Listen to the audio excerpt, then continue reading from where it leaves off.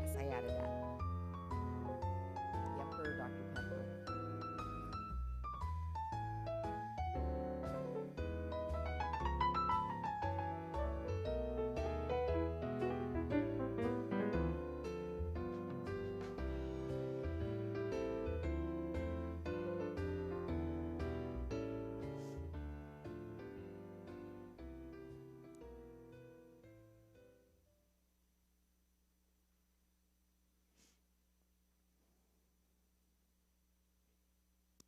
Good morning.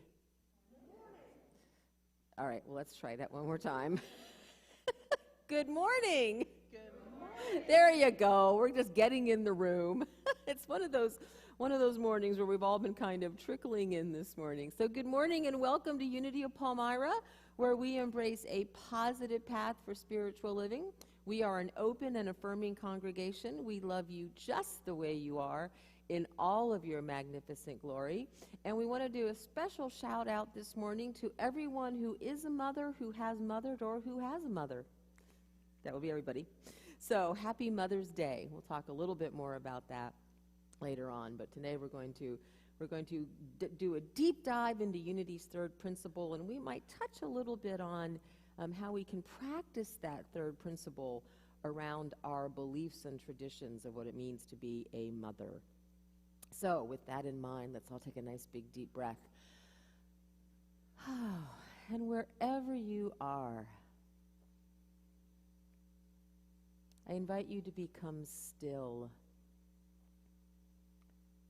Still in body, still in mind, still in spirit. As with every breath, we become more and more present. We become more and more in our bodies, aware of our thoughts, our feelings, our experience.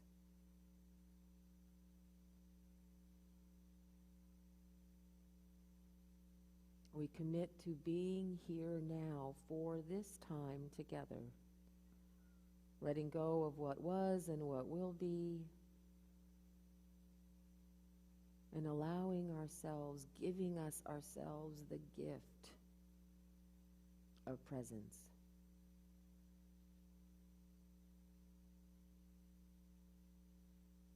And so we enter into this time together, as always, with gratitude. Gratitude for this time together, gratitude for whatever safe place you are in this morning, and most especially, gratitude for one another. For while we may be physically separate, we are always connected at the heart, and our love knows no distance. And so it is. Amen. So let's stand and sing. We're going to sing I Love Myself So Much, and we're going to have a little fun with it this morning, so be prepared.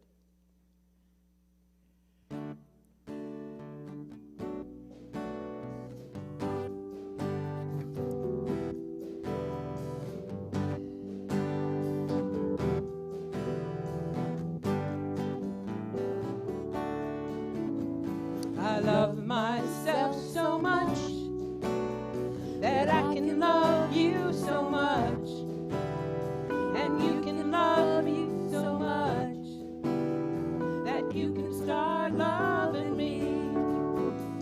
I love myself so much that I can love you so much, and you can love you so much that you can start loving me. All right, so there are some hand motions to this.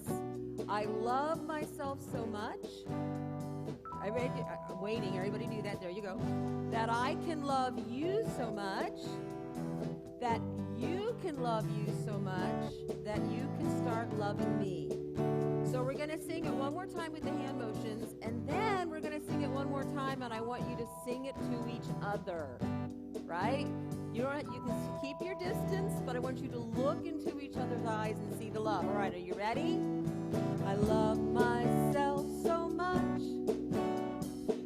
I can love you so much. And you can love you so much. And you can start loving me. Now look into I someone's love eyes. myself so much that I can love you so much. And you can love you so much. And you can start loving me.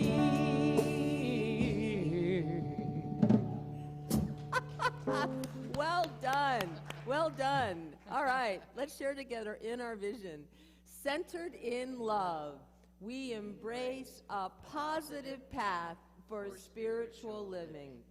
And our mission, wherever we are, we provide a welcoming community that inspires and encourages all who gather here through the teaching, sharing, and practice of universal spiritual principles. All right, so now if you are vaccinated and comfortable, you get to wave, hug, give the peace, whatever you want to do for a few minutes, and make sure you turn around and wave to everybody out in Facebook and YouTube land.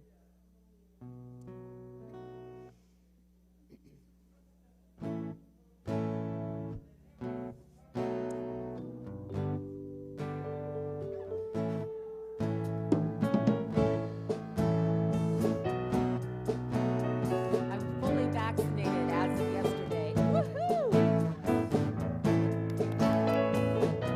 Love it though.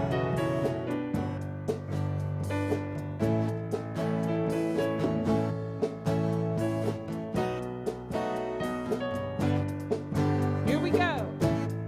I'm in the right place at the right time. I am just where I'm supposed to be.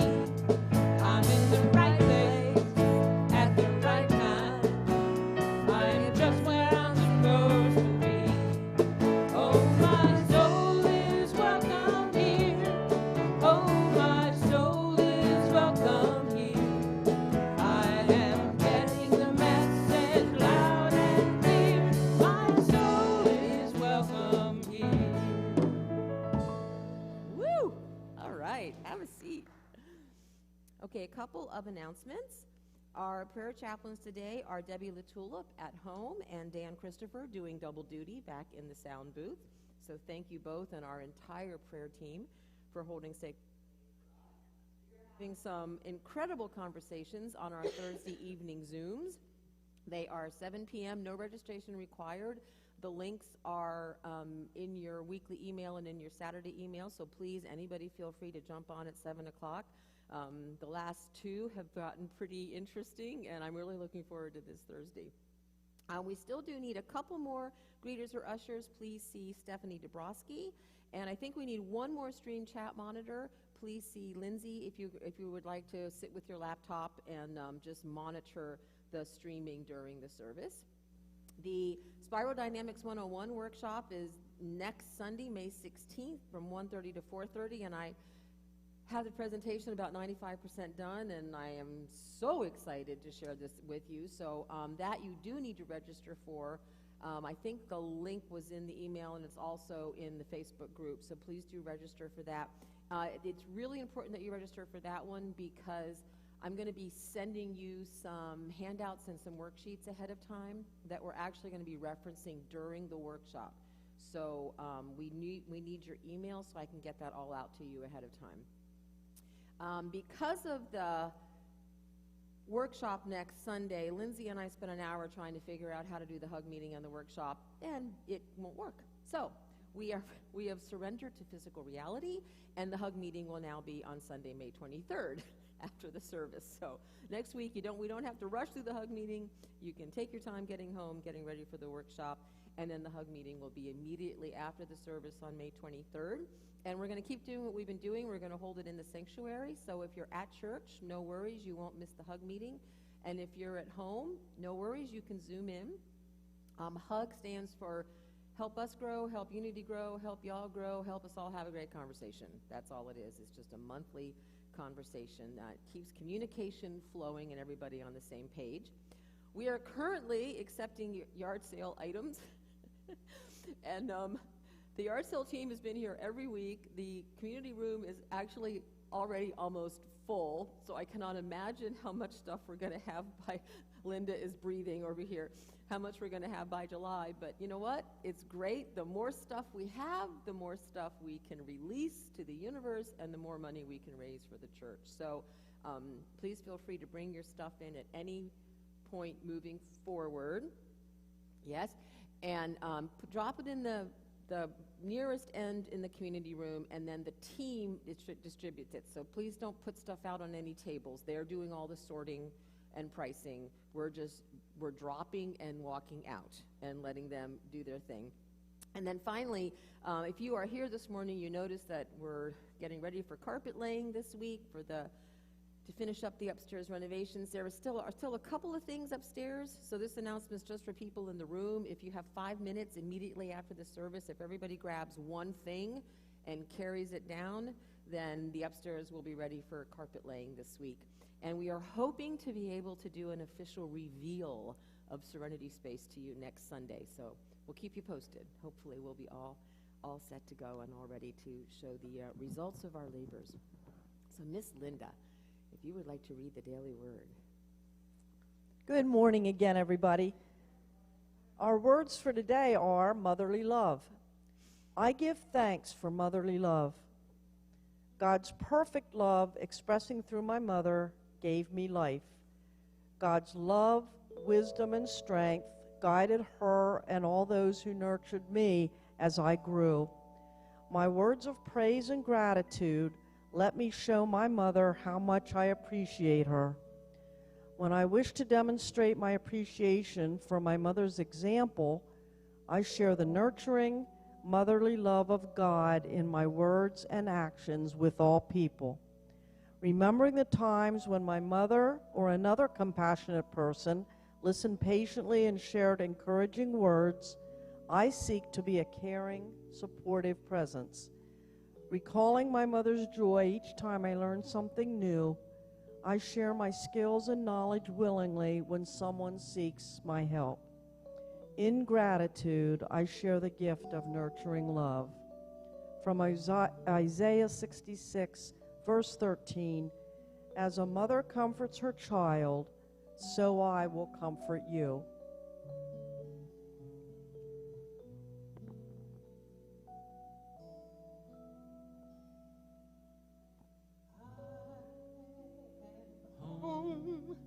My family is here.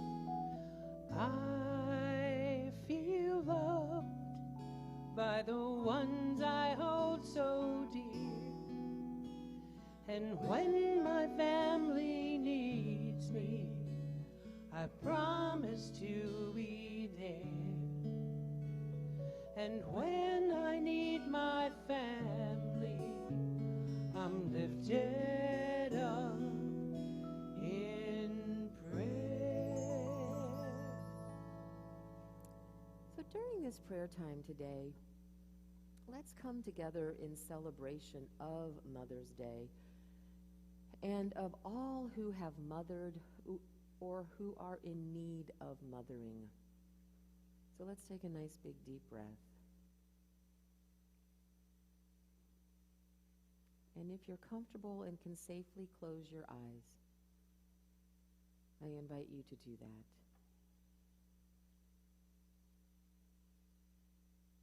As we breathe consciously into our hearts this morning, into that place of wisdom and love, strength, courage, compassion, so many qualities that we attribute to motherhood, to mothers, to nurturing, to mothering. And so we celebrate those qualities in those who have physically or emotionally mothered us, and to anyone who has nurtured us,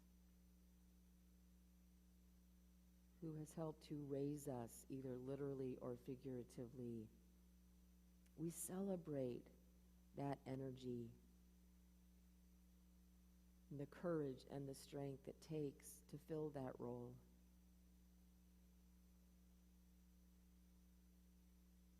We also acknowledge that for some, this is a bittersweet day. So today we surround those who struggle with this holiday. For those who may have a strained relationship with their mother or with their children. For those who want to mother and have not had the opportunity. For those who love the role and still struggle. That would be most of us. We hold all of these beloved in a warm, compassionate embrace, understanding that for those of us who have physically birthed children, there was no manual. There was no to-do list. There was simply us loving and doing the very best we could. And so for every experience of motherhood, we honor, we commiserate, we celebrate, and we love you for being willing to show up in this incredibly heroic role with whoever you have mothered and whoever has mothered you. We send that energy of compassion and acceptance and love and forgiveness where necessary into the universe.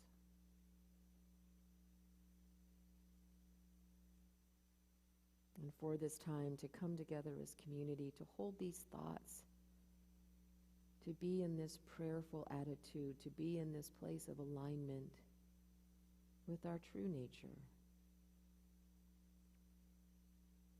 We say thank you, God. And so it is. Namaste.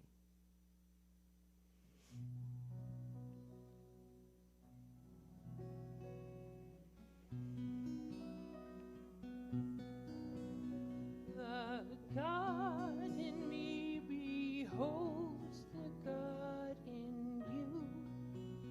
Namaste. The God in me behold the God in you. Namaste. You are beautiful. You are whole.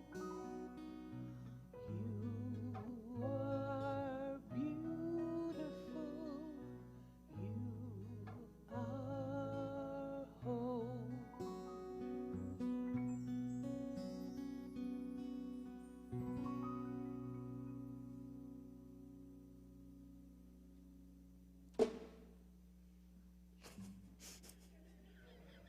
You gotta turn the snare on. Why do you? Are you paying attention now? Everybody wake.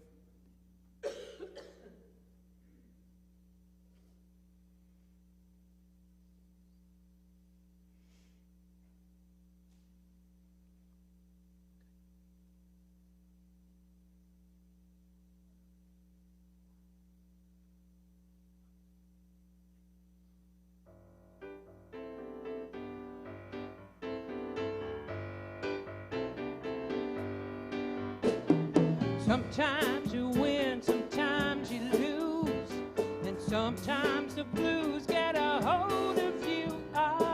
Just when you thought you had made it, all around the block people will talk. Well, I want to give it all that I've got, and I just don't want to waste it. Talking about sweet seasons on my mind sure does appeal to me. You know know we can get there easily, just like a sailboat is sailing on the sea.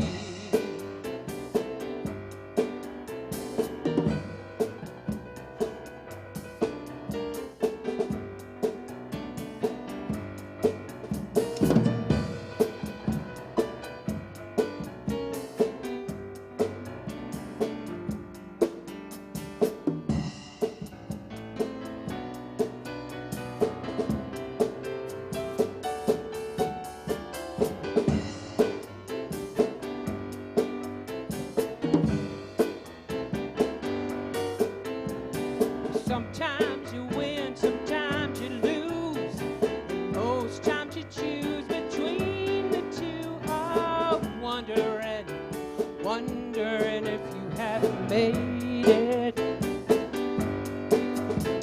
But I'll have some kids and make my plans, and I'll watch the seasons running away, and I'll build me a life in the open and out in the country. Talking about sweet seasons on my mind. Sure does appeal to me. You know we can get there easily, just like a sailboat is sailing on the sea. Talking about sweet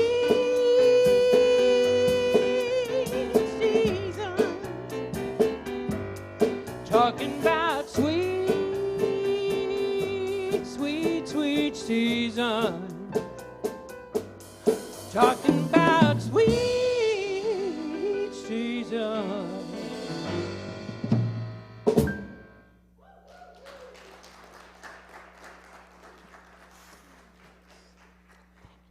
So I love it when you're not holding the guitar and you sing with your hands. Yeah, it's like we all talk with our hands. Janie sings with her hands when she's not holding the guitar.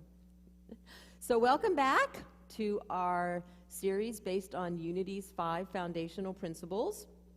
So to recap, principle 1 was God is spirit. There is only one presence and one power, God the good omnipotent, and we're playing with the good part.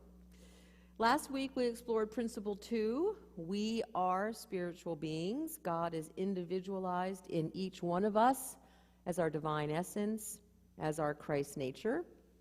So building on those two, this week we get to the third principle, which is my favorite, and that is God operates in the universe according to the law of mind action. We create our experiences by the activity of our thinking, and the law of mind action is, by definition, thoughts and feelings held in mind produce after their kind. So Ellen Davenport, author of the 5 Principles, which we've been referencing, says, human beings create their experiences by the activity of their thinking. Everything in the manifest realm has its beginning in thought. Or we would say everything in physical reality has its origin in metaphysical reality. So you might have noticed that these principles are pretty heady stuff, right? This is pretty big stuff, like God is all there is and we're God. You know, that's not a little principle. That's pretty big. And so is the third principle, that what we think impacts our life. What we think creates the experience. It all starts with our thoughts. So Ellen says this about principle C. Our thoughts, feelings, and beliefs have the power to create our reality.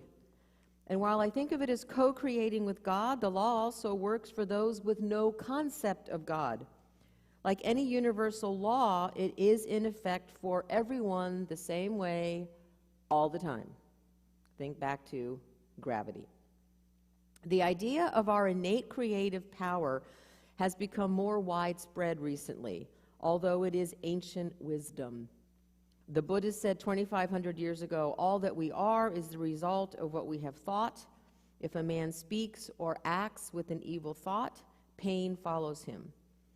If a person speaks or acts with a pure thought, happiness follows them, like a shadow that never leaves them. Or even more succinctly, Siddhartha is quoted to have said, "Our thoughts create our world."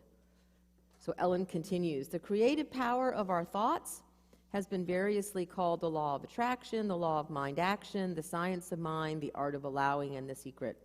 It has been ridiculed, dismissed, mislabeled, misunderstood, and misapplied, and yet it works. Again, just like gravity. It is a spiritual principle that governs our lives whether we know it or not, and whether we believe it or not. We are creating with every thought and feeling." So I want to approach this from a couple of different angles because, as Ellen has very accurately observed, this principle is frequently misunderstood. So first, let's look at what the third principle isn't. I think it's always helpful to look at what a principle isn't. It is not magical thinking. It is not wishful thinking.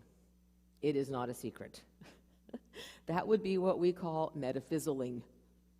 So metaphysicling is when we take these incredibly powerful spiritual principles and we misunderstand them, or we misinterpret them, or we misjudge them, or we use them for things like getting parking places instead of changing the world.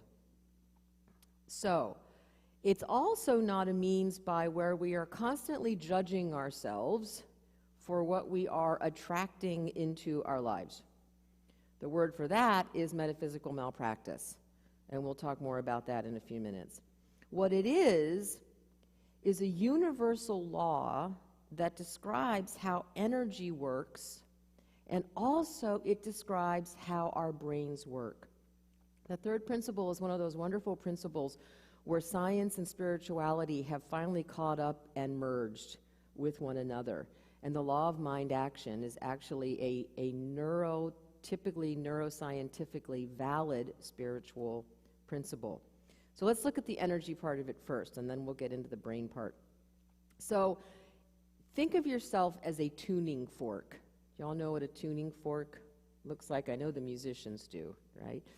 So whatever tune we're humming is what the universe picks up on and hums back, right?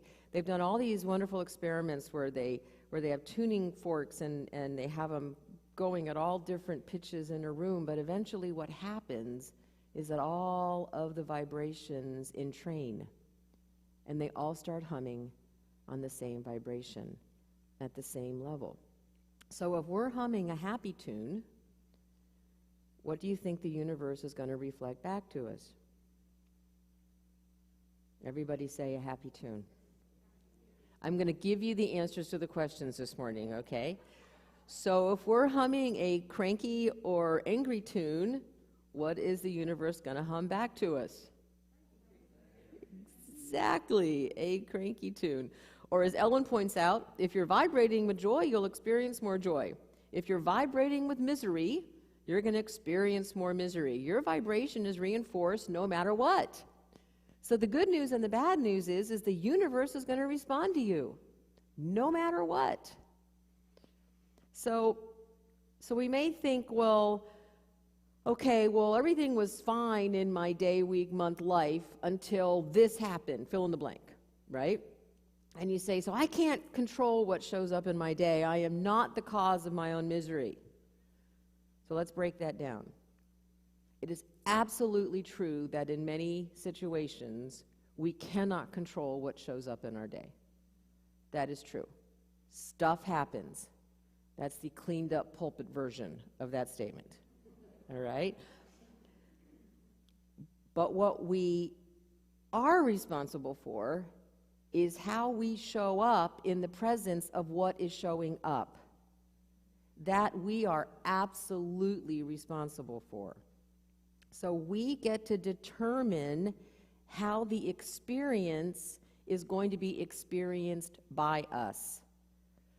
So something can show up that is absolutely out of our control, and yet at the same time we get to look at it as a cause of misery or as a cause of joy. We get to look at it as an insurmountable obstacle or as a growth and learning opportunity. We get to determine how we show up in the presence of what's happening. So this is not, we call it New Thought. It's really ancient thought. Epictetus was a Greek philosopher from the 1st century. He said, it's not what happens to you, but how you react to it that matters.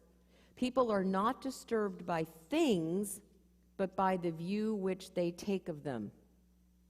So in other words, while we may think that it's what's happening on the outside that's causing our misery or joy, it's the opposite is actually true.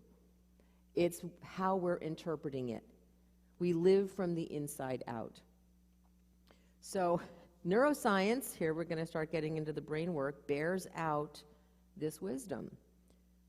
It turns out that our brains are conclusion-creating, evidence-gathering, meaning-making machines. If you remember from the Eye of the Storm class or the series, our brain is constantly making meaning out of everything being presented to us in our reality.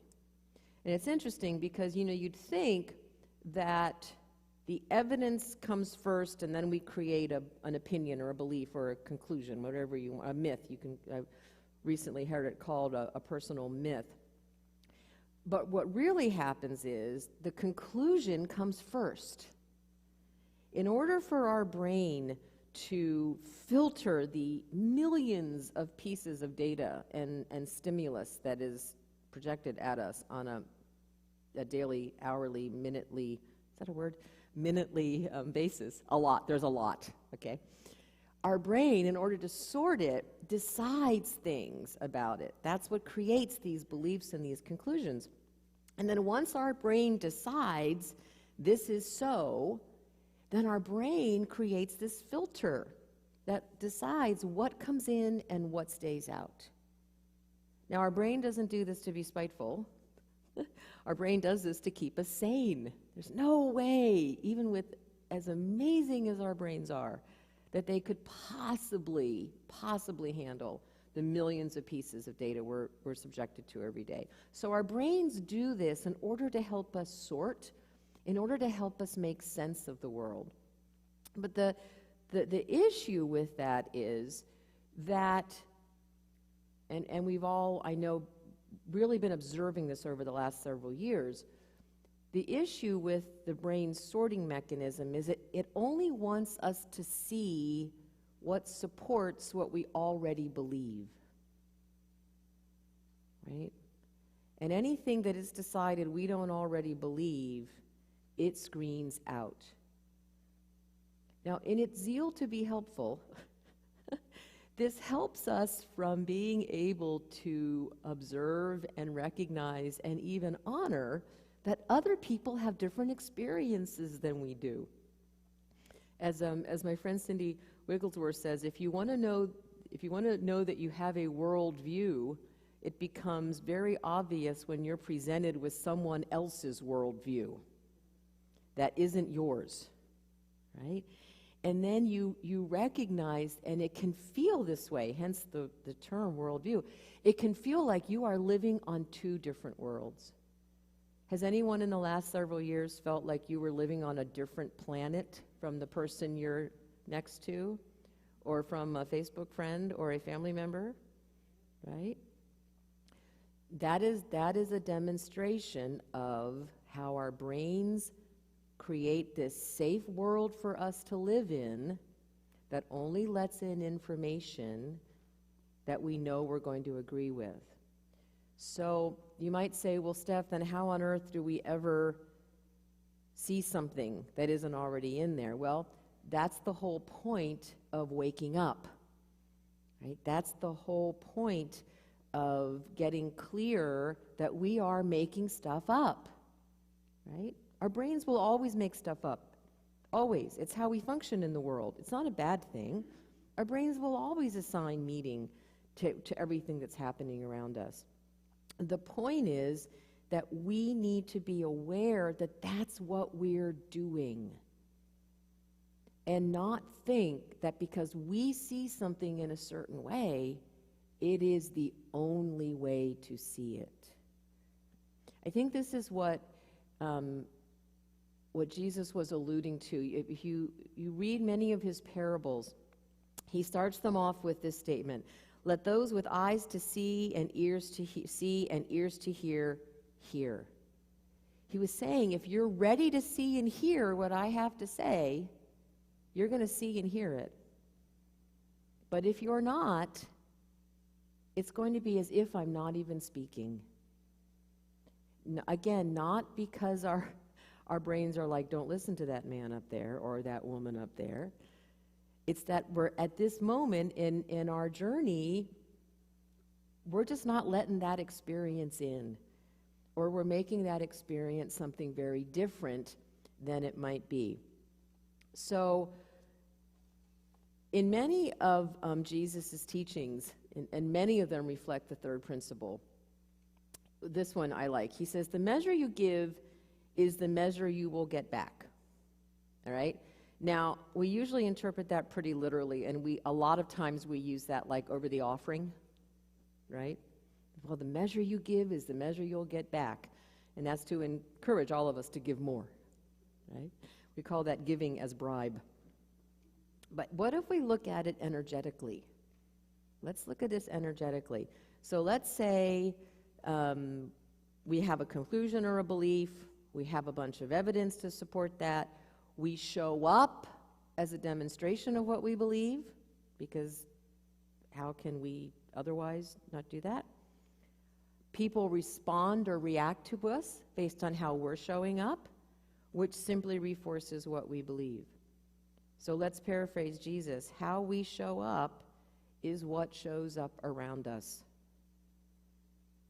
The measure you give is the measure you will get back. The way you present in the world, based on what you believe, is what's going to be presented right back to you. So in order to show up differently, please remember this from the eye of the storm, we have to see it right before we can make it right. So one of the ways that we know that it's time for us to create a new belief or a new conclusion or even a new opinion is when we notice that we are showing up in the world in a way that we don't really like.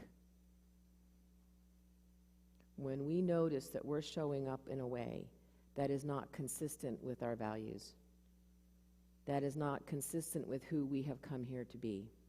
It may be not consistent with our community's values. Right? When we notice that happening, it's a wake-up call to say, I must believe something that is causing me to show up in this way. If I don't want to show up in this way, I have to choose a different belief. Now, in our culture, we've kind of been conditioned to do it the other way around. To notice that there's a behavior I don't like, so I'm just going to change the behavior. Right? Anybody ever try that? Anybody ever gain and lose the same 20 pounds over and over and over again? Anybody ever quit smoking and start smoking and quit smoking and start smoking? Anybody ever start to exercise and stop exercising and start exercising again? The problem with that approach is that we're trying to change a behavior, but we're still operating under the same belief. Do you see that? Thoughts and feelings held in mind produce after their kind. We're trying to change what we're producing, but we're still holding the same thoughts and feelings in mind. It doesn't work that way. That's why when we try so hard to change these behaviors and it just doesn't work and it just seems like so much effort and this huge exercise in futility, it's because it is. It's because we're fighting the way we're wired. Not just physically, but spiritually, emotionally, cognitively. We are wired to show up as a product of our thoughts and feelings. So if we don't like a behavior, we need to look at what thoughts and feelings are we holding in kind. I had a great client one time, and she just every session she was just counting down the days till she could leave her job because I hate corporate America. You hear that little conclusion there? Our huge conclusion there? Everybody there is just, it's so negative, and I really want to work with more spiritual people because that energy is just so corporate. So at the time, she couldn't leave her job. She needed that job. It was serving her in many other ways. And so we thought, okay, so how can we make this job more palatable? How can we make this job a job where you don't come home burned out and miserable every single day? And so what she saw was, because she believed that everything was negative and no one there was spiritual and corporate America was evil, that's how she was showing up. And so she created a new conclusion. She decided that she wanted to change the thoughts and feelings she was holding in mind about her coworkers and her place of employment and her job. And she said, it was a miracle. When I went in after creating this new belief system, they had changed so much. Right? Now, had they changed? Or had she changed the way she saw them? One of the big practices that she adopted to help her shift was she started a gratitude practice. She decided she was going to become grateful for her job, grateful for the people that she worked with. Now, did she automatically say, this is the best job in the whole world, I love this job, I love corporate America, and all these people are really positive and spiritual? No, because your brain would not accept that. But what she did was gradually start replacing the thoughts and feelings held in mind with gratitude held in mind. And it helped to shift her entire work experience because her thoughts and feelings changed. So another way for us to work with the third principle, and boy, have we had a lot of practice with this in the last year, is to see that everything that happens to us is an opportunity to wake up, or at the very least, to see where we've gone to sleep, right? So this is the spiritual journey. Sleep, sleep, sleep, sleep, sleep. Awake for 2 minutes. Sleep, sleep, sleep, sleep, sleep. Awake for 3 minutes. Sleep, sleep, sleep, right? The whole point of this journey is to stay awake for a little bit longer before we go back to sleep again, which is our experience in physical reality. So let's go back to that car crash we talked about. So did we attract that car crash to us? Or were we asleep? Maybe literally. So did we attract that car crash? Or did we run a red light because we weren't paying attention? Did we attract that broken ankle? Or were we not paying attention to where the curb was when we stepped off of it? Did we attract an abusive relationship? Or did we ignore all the warning signs that were right there in front of us? So in each of these cases, we don't want to judge ourselves for going to sleep, but we want to see them with great compassion and very gently as an opportunity to wake up, to pay attention, to look at the thoughts and feelings we were holding in mind that helped to create this experience we are currently having. Y'all have heard I'm constantly tweaking my definition of enlightenment, and so far I'm kind of here. Enlightenment occurs when we're willing to lighten up and wake up to what we're making up. So the third principle in particular, is an exquisite opportunity to wake up to what we're making up. So let's practice. This is where we're coming into the fifth principle again every week. We are called to live these principles. So we want to observe this week your life. Just observe your life. hour by hour, day by day, what's showing up in your life. Remember we said when we looked at the first principle, if you want to know what you believe, look at your life. Because your life is an extension of what we believe. So we're going to observe. And then we're going to ask ourselves, particularly if I don't like what I'm seeing, how can I see this differently? How can I shift my thoughts and my feelings so that I'm having a different experience in physical reality? So what can we see differently? Who can we see differently? Maybe we're holding resentment or unforgiveness towards someone. Can we see the person or situation differently? Maybe we've been experiencing lack in an area of our life. Anytime we're experiencing lack, it is a signal that that's an area where we need to give, where we need to jumpstart that flow.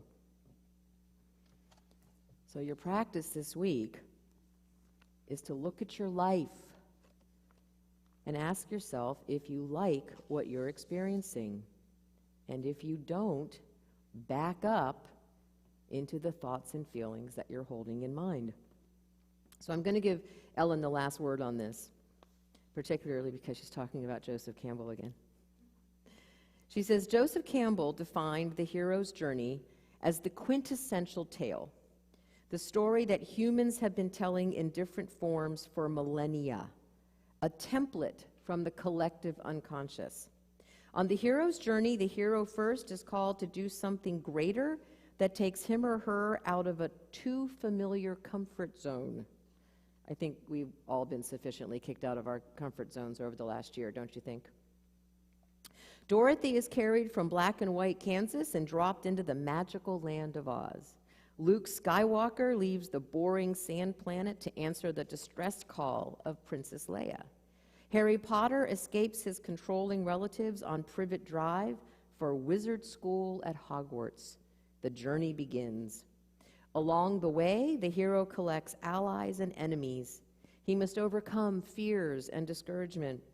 She learns and grows and finally triumphs, then returns home wiser, richer, and more authentic.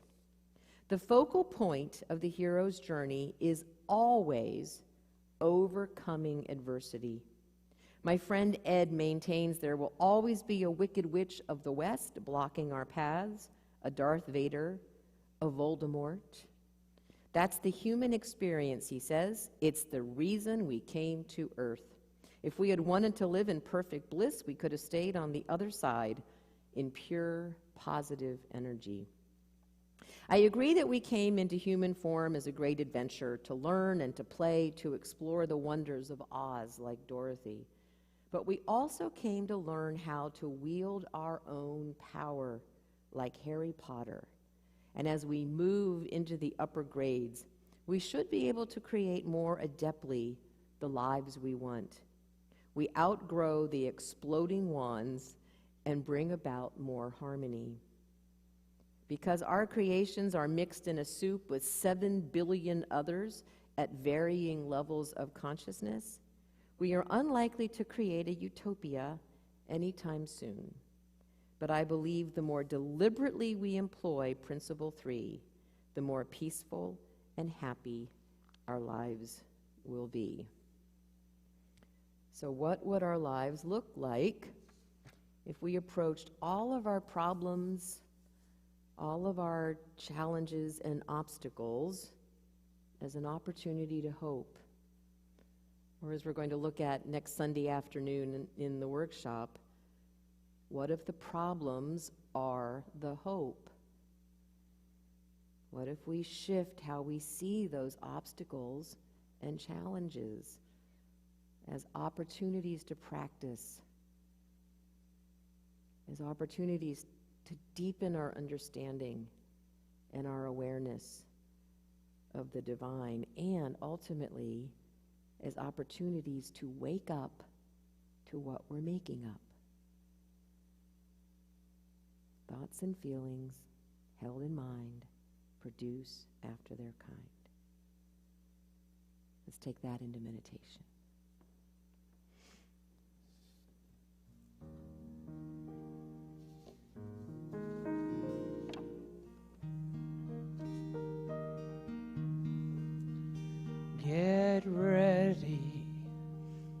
soul. I'm diving in, get ready, my soul. I'm diving in to the deepest kind of love, to the sweetest kind of life. Get ready, my soul.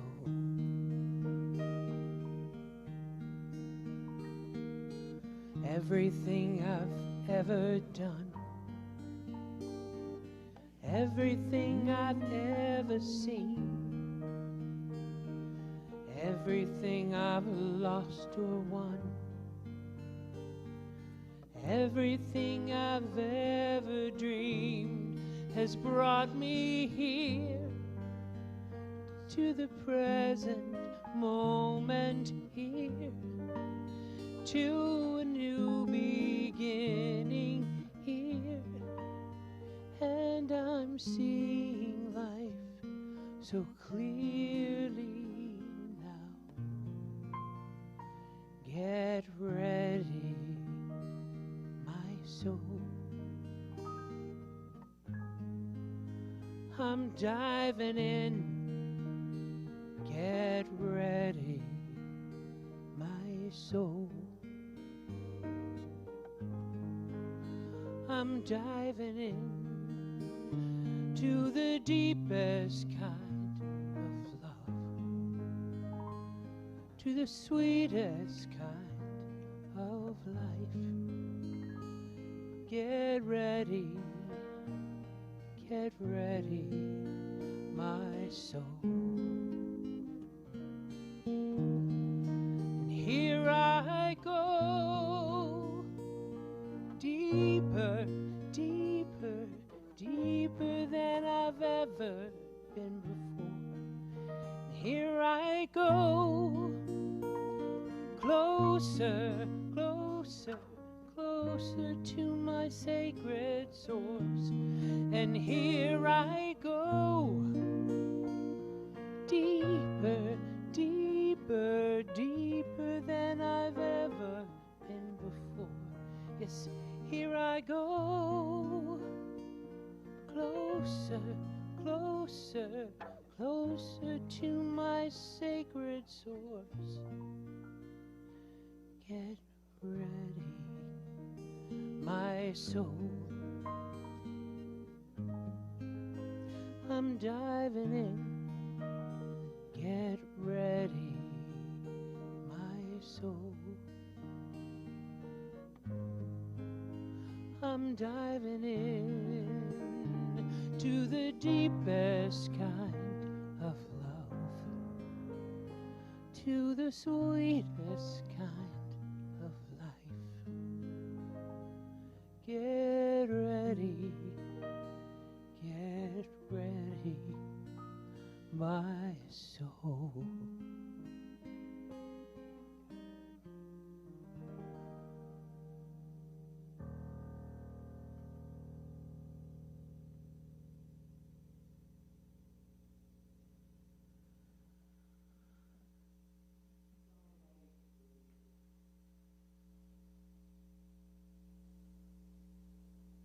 Breathe deeply. Feel the breath moving through your body.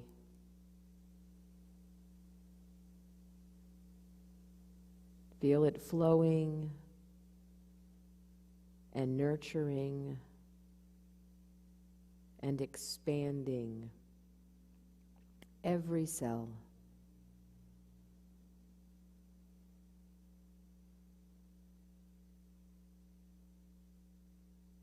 Picture the breath moving through you as spirit flowing. Notice if it appears as a color or a temperature. Notice how it feels. Is it soft? Does it tingle? Does it vibrate? Notice the experience of the breath moving through you.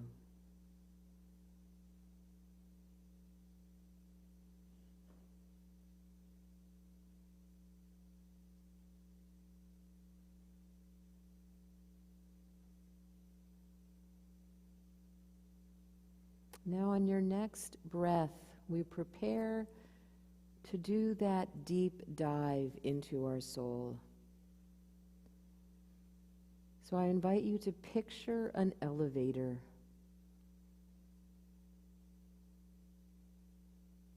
As you continue to breathe, feeling the flow of the breath,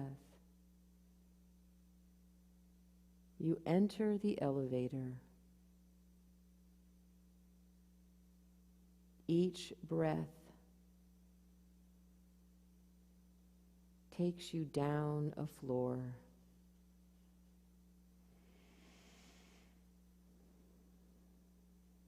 On the next breath, you go down another level and another.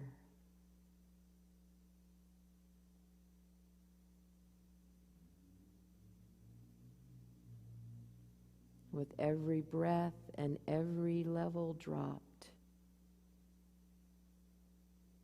you deepen your awareness.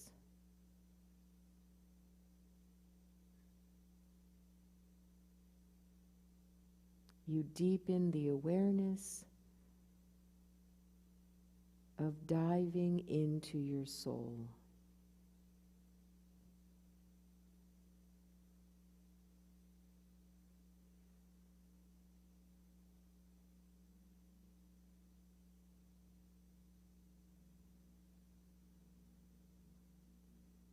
As you go down to what you decide is your depth, the bottom of your elevator, the doors open,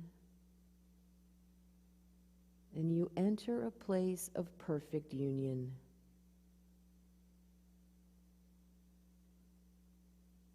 You enter a place where your body, your mind, your spirit are in perfect harmony.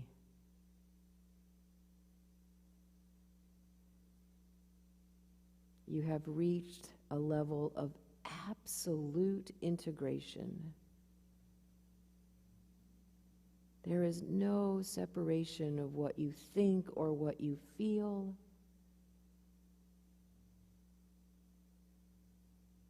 No separation between who you are and how you demonstrate in the world. You are in perfect alignment.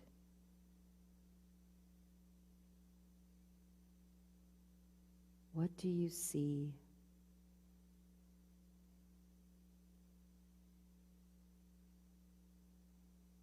Who is that person?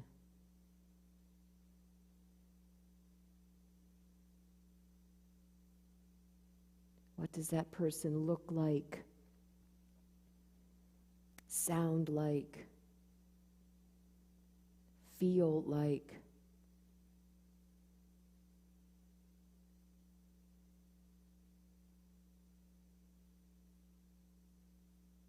That person is you. When what you think and feel and how and who you are in the world is perfectly aligned.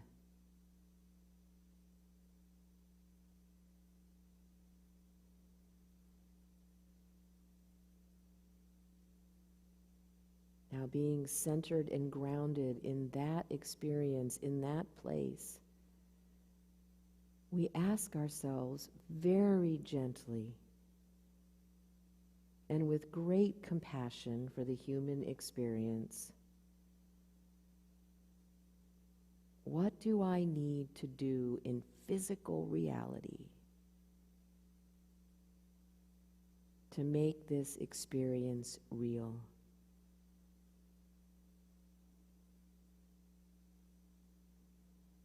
What thoughts and feelings do I need to hold in my mind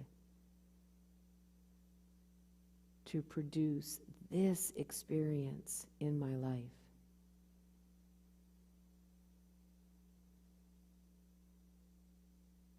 What thoughts and feelings do I need to release in order to produce this experience in my life?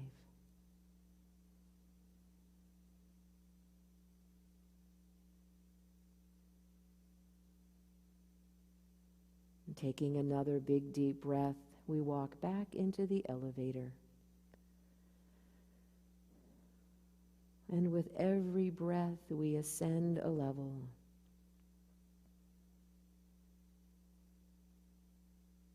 Until we are back in this space, in this reality.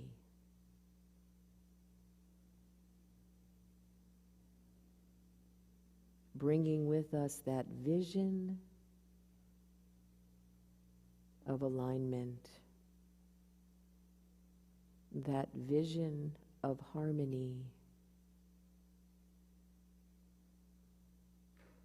that experience of our thoughts and feelings producing exactly the life we dream of living.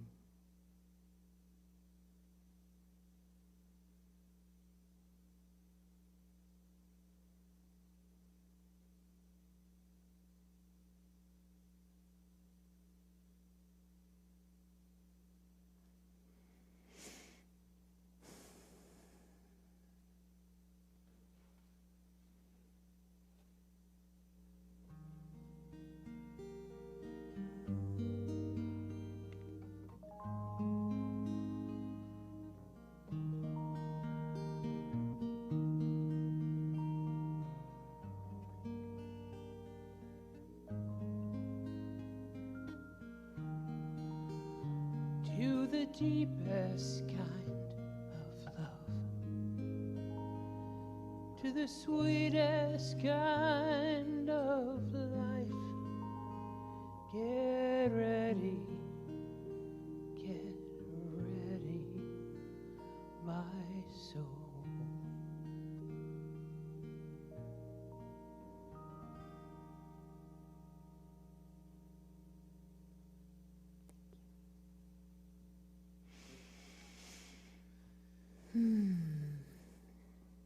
That's a sweet vision, isn't it?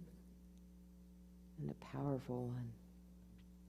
So this is the time where we consciously step into the flow of giving and receiving, knowing that we live in that flow.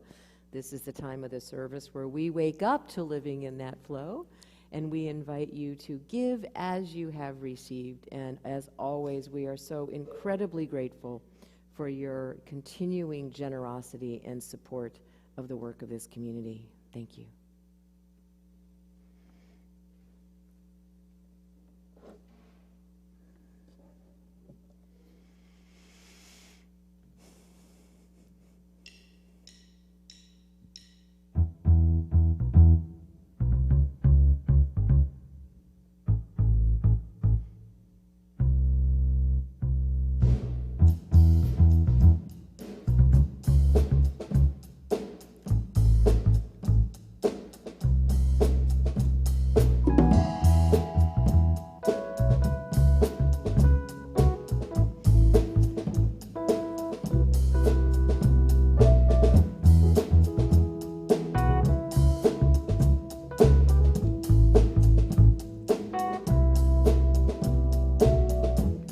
When I wake up in the morning, love, and the sunlight hurts my eyes, and something without warning, love, is heavy on my mind. Then I look at you, and the world's alright with me. Just one look at you, and I know it's gonna be a lovely day, lovely day, lovely day, lovely day, lovely day, lovely day, lovely day, lovely day, lovely day, lovely day, lovely day, lovely day, lovely day, lovely day, lovely day, lovely day. When the day that lies ahead of me seems impossible to face, when someone else instead of me always seems to know the way, then I look at you and the world's alright with me.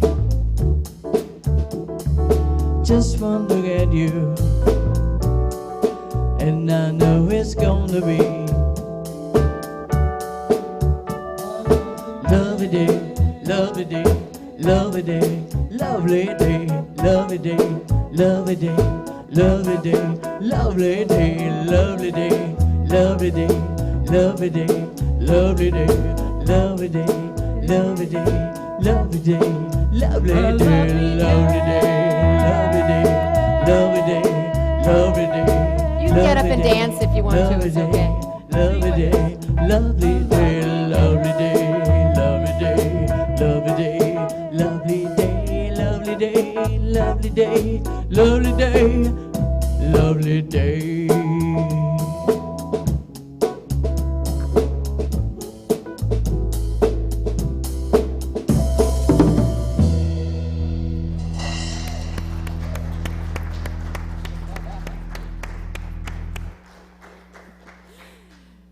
So now we know we're all members of the Bill Withers fan club.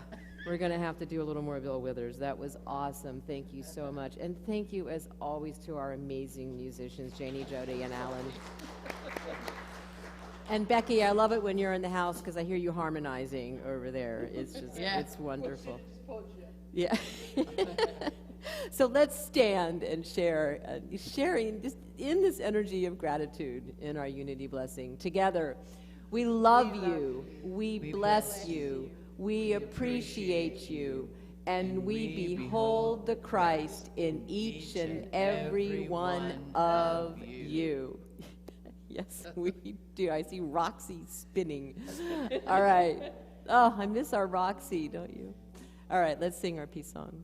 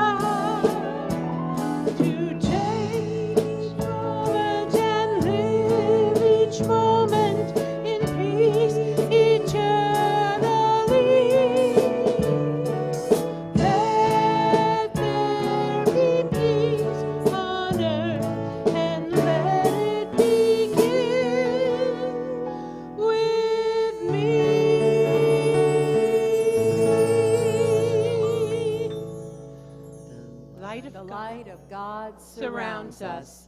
The love of God enfolds us. The power of God protects us. The presence of God watches over us. Wherever we are, God is. And wherever God is, all is well. Amen. All right, go forth this week and observe the thoughts and feelings you are holding in mind. Do you like what they're producing? or not. That's your practice for the week. Have a great one. We'll see you back here next week. Bye-bye.